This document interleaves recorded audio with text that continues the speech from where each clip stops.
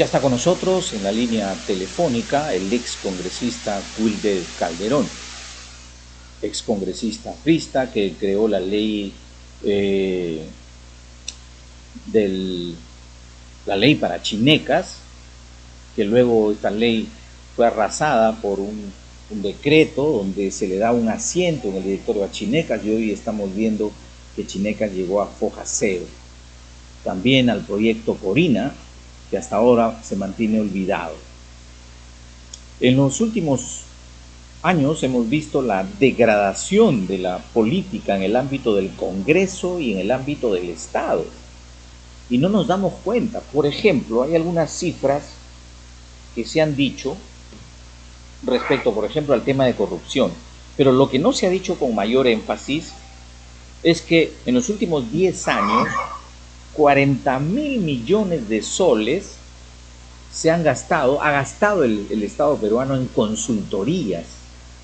Esas famosas consultorías que no han producido nada y que se han prácticamente chupado la sangre del presupuesto nacional. Esto es terrible. Yo diría que es más peligroso que la propia corrupción. Pero en todo caso, ¿cuál es la visión que tiene Wilder Calderón, ex congresista por el Partido Aprista? Don Wilder Calderón, muy buenas noches. Muy buenas noches, amigo Nelson. Muy buenas noches, amables televidentes. Lo que usted está afirmando y lo que el Perú vive en las actuales circunstancias es consecuencia de, y no causa para. Así es. Es consecuencia de la implementación de todo un aparato internacional que quiere implementar en el Perú un modelo político de carácter vertical, un modelo económico de economía única, y la estrategia fundamentalmente ha estado de infiltrar, de aprovechar, de saquear, cual bandoleros, el Estado peruano para desestabilizar. Y esa ideología parte en el Acuerdo de Río, en el Acuerdo de Paula, y lo que se quiere implementar es el socialismo del siglo XXI, y todo este conjunto de acciones que comienzan con Humala. El año 2006 frenamos esa corriente. El 2011 continuó con Humala y ha continuado con el resto de los presidentes que han saqueado el Estado. Recuérdese, amables televidentes, son variables, indicadores.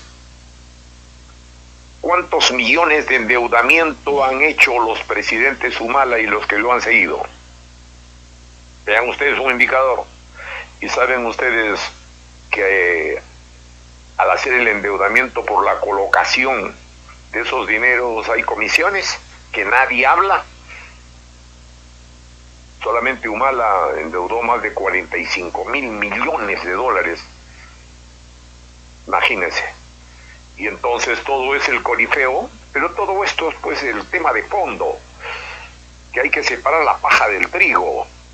Aquí el tema fundamental es la ideología de implementar un modelo de socialismo del siglo XXI y destruir todo el sistema democrático y el modelo económico que en el Perú se llama economía social de mercado. Que dicho sea de paso, la más imperfecta de las democracias es mejor que la más perfecta de las dictaduras. Y entonces ellos tienen etapas. La etapa ha sido durante el gobierno de Humala de desestabilizar, de aprovechar, de saquear, porque según su ideología ellos necesitan manejar 3 elementos. Un elemento ideológico, que es el modelo de Estado, que no viene a ser otra cosa que el modelo de Estado que se ha implementado en Venezuela, en Cuba, y que ha fracasado y hoy día con Milei está siendo arrasado en la Argentina, y en Bolivia está en camino al retroceso también y a recuperar su democracia. Entonces es la ideología. Segundo es el elemento económico, que para eso asaltan, para eso roban, para eso hay ONG, consultorías internacionales, está hasta de los derechos humanos, todos se han capturado.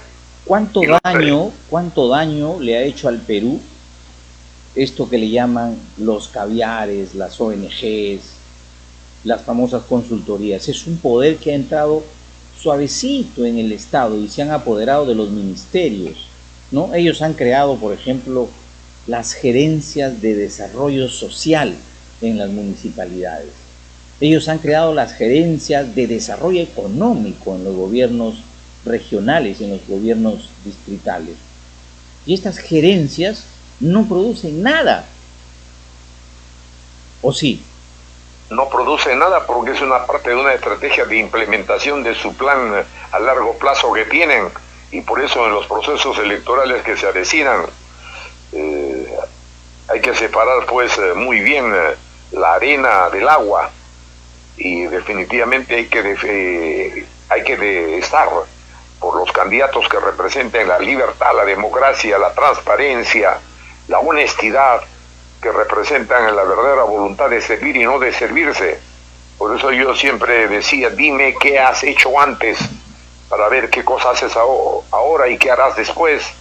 Entonces acá tienen una gran responsabilidad los medios de comunicación, la gran responsabilidad tienen los dirigentes políticos, a quien yo exhorto reflexión, capacitación, concertación dentro de una línea política en contra de este modelo, para defender la libertad, para luchar contra la corrupción, contra la delincuencia. Pero poco hacen, pues, ¿no? Poco hacen. Ahí lo tienen Acción Popular en Ancash, ¿ah? Denunciado por los propios accionpopulistas alquilando locales. Ya no hablo del partido histórico de Aida de la Torre, donde hay un secretario general que amanece fumando, anochece fumando, pero ¿cuál es el trabajo político que hace? La prensa debe fijarse por salvar al Perú, qué cosas hacen los líderes y dirigentes de los partidos políticos. Eso es lo más importante. Compañeros, eleven el seso y desperten contemplando cuál es la realidad. Contrasten la ideología de Aida de la Torre conjuntamente con la realidad que se vive y enrumben hacia otro rumbo. Ustedes que están en el activismo y están en la vanguardia de lo que significa la democracia. Esto es mi punto de vista, mi querido Nelson. Doctor Wilder Calderón, tenemos que ir a la pausa en unos instantes. No, todavía tenemos tiempo. La pregunta es, los políticos tienen que hablar directamente con los ciudadanos, no con el pueblo del que siempre se dice y se defiende, ¿no? Y los periodistas igual, pero bueno, el peor garrote que tiene un periodista, el peor garrote es su economía. O sea, los medios están desapareciendo, las universidades están dejando de formar periodistas, es la cruda realidad del país. Los periodistas ya no piensan, botan su hígado, no analizan, porque primero está el garrote del poder, está el garrote de la publicidad y de los medios todopoderosos en Lima, que ellos desde Lima creen que todo lo saben. La dosis de noticias de los grandes medios de comunicación es muerte, asesinatos y todo lo que es sangre. Esa es la vida cotidiana de los grandes medios y usted lo debe comprobar en Lima. Yo casi poco veo televisión porque estoy asqueado de la forma como se difunde basura a través de las pantallas. Pero cuando hablamos de los políticos, amables televidentes, hay un viejo afirmación conceptual: por sus hechos lo conoceréis. No le deje a un político que le hable, que hable en sus hechos. ¿Qué has hecho? Wilder Calderón terminaba una legislatura, reunía toda la prensa y le entregaba un informe de qué cosa hizo durante esos meses. Y pedía, con la misma regla que usted pide medir, yo le tengo que preguntar, ¿qué ha hecho usted cuando fue congresista por Ancash? Está interesante la pregunta. Estoy considerado uno de los 10 congresistas más productivos en el periodo 2006 al 11 en tema legislativo. Creo, con toda seguridad, soy el congresista de mayor producción legislativa para garantizar lo que debe garantizarse, el desarrollo de Ancash, pero que el Ejecutivo Central, el Ejecutivo Regional no lo han hecho. tenemos la ley Corina. ¿En qué consiste esta ley? Que ordena al Ejecutivo a llevar adelante el proyecto de trasvasar las aguas del río Marañón a través de la cuenca del Tablachaca y aumentar 4 veces más los recursos hídricos de lo que actualmente tiene el Santa. Y con esos recursos hídricos podríamos irrigar desde Chiclayo hasta Lima y sin perjudicar la Amazonía, porque son aguas que se pierden dentro de la napa freática. ¿Por qué no se hizo una ley? ¿Por qué no se hizo una ley para cobrar a Chavimochic por las aguas? Bueno, yo respondo por mi región porque me preocupé por Ancash. Pregúntele a los liberteños y respondan los liberteños. Yo estuve enfocado en generar leyes que garanticen el desarrollo de Ancash. Ahí está la ley Chinecas, que no solamente se le entregó la responsabilidad de hacer al gobierno regional, sino se le asignó los recursos económicos, cerca de 3.500 millones de soles de lo que fueron los remanentes mineros. Vencimos en el Congreso de la ley sacando el dispositivo que esos dineros no vayan a los mineros, sino vayan a los gobiernos regionales. Tiene usted la ley del puerto, 0. La ley del aeropuerto, 0. La ley de las carreteras, yo dejé la carretera por gestión y por ley. La ley que va de Chimbote, Sigua, Suchiza, Marañón, completamente asfaltada, porque las encontramos como camino de cabras y la dejé asfaltada. Hoy día han regresado a hacer camino de cabras por falta de gestión del gobierno regional, de los gobiernos municipales, que no se ponen firmes ante el Ejecutivo para que renueven el contrato de mantenimiento, cuyo concepto efectivamente se hizo, la alta transitabilidad y la transitabilidad de calidad de esa carretera. Bueno, ahí hay algunas otras leyes que interesan, como la ley de la carrera pública magisterial, los nuevos enfoques que he contribuido para la calidad educativa en el Ministerio de Educación. Bueno, mis obras están ahí y hay un libro escrito sobre todo mi producción legislativa y mi gestión. Por eso afirmo con toda autoridad moral a los congresistas, pregúntele qué cosas han hecho por su región para generar desarrollo, porque desarrollo genera empleo, genera disminución de los porcentajes de pobreza, genera mejor alimentación y futuro de vida. Eso es lo que hay que seguir haciendo, empujando. Y cuando usted habla efectivamente de que hay una prensa así, la prensa está aliado al poder y está monopolizado en el Perú, hablan en corifeo, lógicamente están supeditados a la teta del presupuesto que tiene el Estado, y bueno, ahí están las cortinas de humo de todos los días. Un día es A, otro día es B, pero sin embargo no se hablan de las cosas de fondo, del cual nosotros a través de tu programa estamos conversando. Tenemos que ir a hacer una pausa comercial, doctor Wilder Calderón, y volvemos para terminar con esta entrevista. Entonces, en conclusión, usted produjo la ley Corina, la ley de Chinecas, para que tenga más autonomía. La ley del puerto, la ley del aeropuerto, la ley de las carreteras, la creación del Parque Industrial del Santa, y nadie la creación activa del estas Parque leyes. Industrial de Huaraz. Nadie lo activa porque no hay una continuidad, hay pues un manejo ideológico de la gestión. A ver, por Latino, y digo con nombre claro, haciendo demagogia en Piscobamba, presentando un proyecto de ley para crear una universidad nacional en Piscobamba, que de acuerdo a los indicadores del SUNEDO no tiene viabilidad porque no tiene sostenibilidad económica, y sin embargo se cierran universidades en grandes ciudades como es en Chimota y en Chiclayo, por la Pedro Ruiz Gallo, por ejemplo, teniendo una infraestructura extraordinaria. Entonces el tema es así. Ya no hablo de otros congresistas que forman parte del equipo de Fulvito de los Niños, ¿no? Así es. Doctor Wilder Calderón, ¿cuál, digamos, es el mensaje claro a la población? ¿Cómo?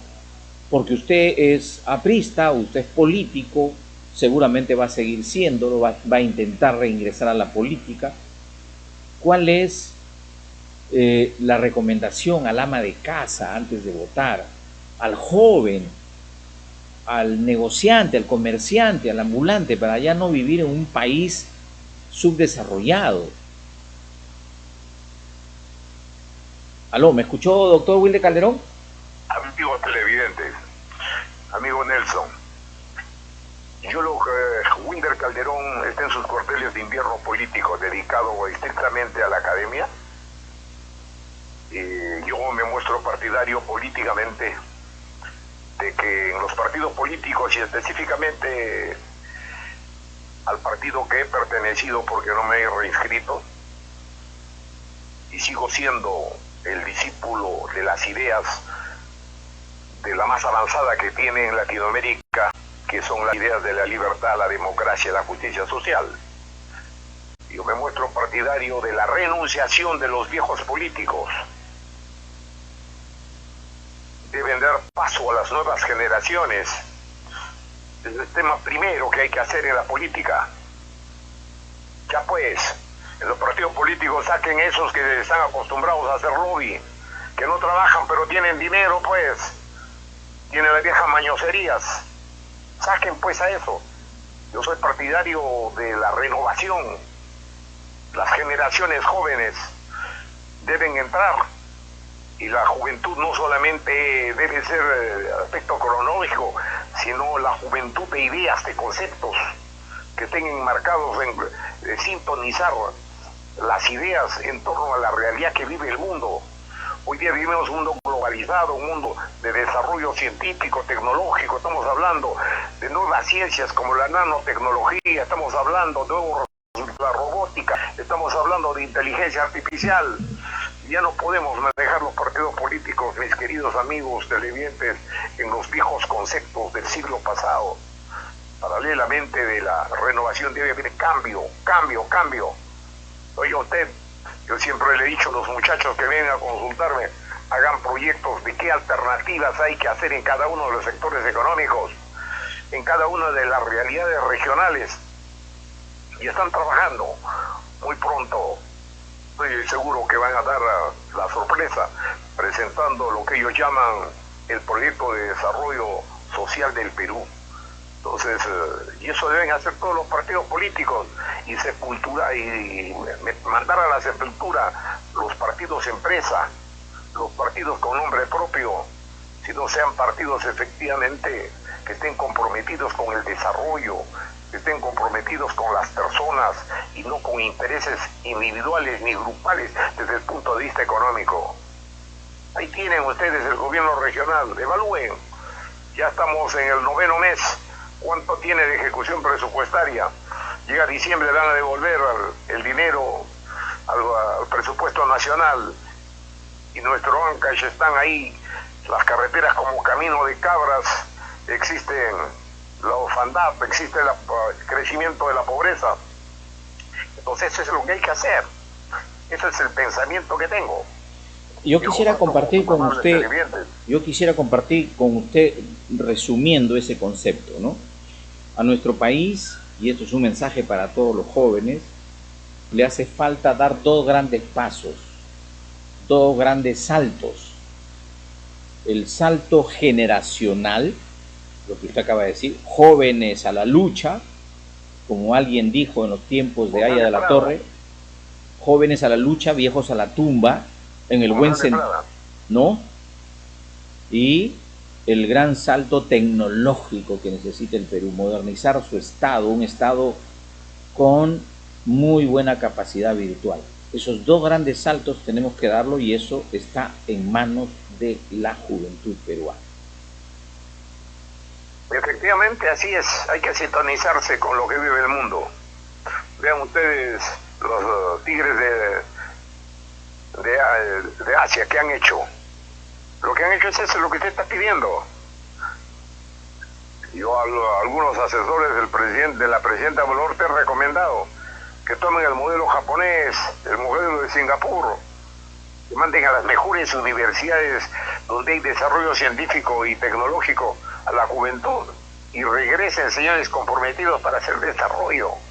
Eso es lo que hizo China, eso es lo que hizo Japón. Sabe usted que Japón no tiene recursos naturales, pero tiene una de las economías más grandes. ¿Dónde está su inteligencia? Pues hay que preparar lo que es más importante en la persona humana, conocimientos. Porque lo que saben, lo que conocen y saben hablan, lo que conocen y hacen sienten, lo que conocen hacen. Entonces hay que cambiar el chip mental. ¿Cómo lo cambias? A través de educación. Y bueno, pues los escenarios nacionales en las universidades han quedado las universidades licenciadas que se han dedicado a la ideologización y no a hacer ciencia. Y bueno, como existe un círculo vicioso ahí, yo mismo me superviso a mí, yo mismo informo, yo mismo me tiro autobombo. Entonces eso tiene que cambiar, pero ¿cómo tiene que cambiar? Con toma de conciencia personal, social. Tiene que cambiar con toma de conciencia de la naturaleza y una toma de conciencia de lo que debe ser el futuro. Ahí les dejo el mensaje. Muchas gracias, doctor Wilder Calderón. Muy amable. Buenas noches. Buenas noches.